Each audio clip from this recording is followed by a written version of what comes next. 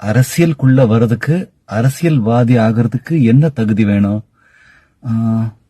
ஊழல் செஞ்சிருக்கணும், ரவுடியா இருக்கணும், சாராயம் காய்ச்சிருக்கணும், தப்பு பண்ணிருக்கணும், இதெல்லாமா தகுதிகள்? நிறைய பேருக்கு இருக்கு. அது அவங்க இஷ்டம், அவங்க எப்படி வேணா போட்டோம். வாழ்க்கையில எந்த துறையிலையும், மக்கள் சம்பந்தப்பட்ட எந்த துறையிலையும் வர்றதுக்கு, சேவை செய்யறதுக்கு முதல்ல நல்ல மனசு இருக்கணும். பாரபட்சம் பார்க்காம, ஜாதி மதம் அந்த குலம் கிலம் எதுவுமே பார்க்காம எல்லாருக்கும் நல்லது செய்யணும்னு நினைக்கிற நல்ல மனசு இருந்தாலே அது ஒரு தகுதி.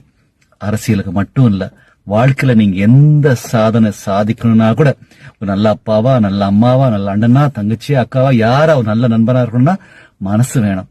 மனசு சுத்தமா நல்லதா இருந்தா சரி.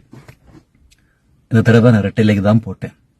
நான் ரெட்டையில போட்டதுக்கு அதிமுக கட்சிக்காக மட்டும் இல்ல, என் தலைவன் மக்கள் திலகம் புரட்சி தலைவர் எம்ஜிஆருக்காக அன்னைக்குல இருந்து இன்னைக்கு நான் ரெட்டையிலைக்காக தான் போட்டுக்கிட்டு இருக்கேன்.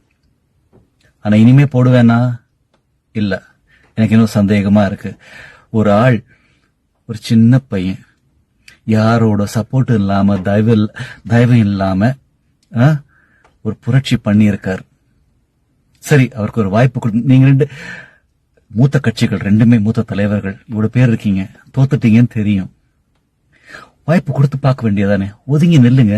சரி, அவர் நல்லா செஞ்சா ஓகே, நல்லா செய்யலன்னா அடுத்த ரவுண்ட்ல சுத்துல நீங்க வர போறீங்க. அதை விட்டுட்டு உங்களுக்குள்ள பேச்சுவார்த்தை இதெல்லாம் கேட்கும்போது, இது எவ்வளவு உண்மை பொய்ன்னு தெரியல, ஆனா மனசுல இதெல்லாம் கேட்கும்போது ரொம்ப கேவலமா இருக்கு.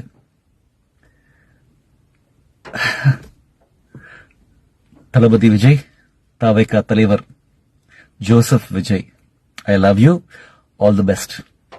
முயற்சியே திருவினை, நல்லா வருவீங்க. ஜெய் ஹிந்த்.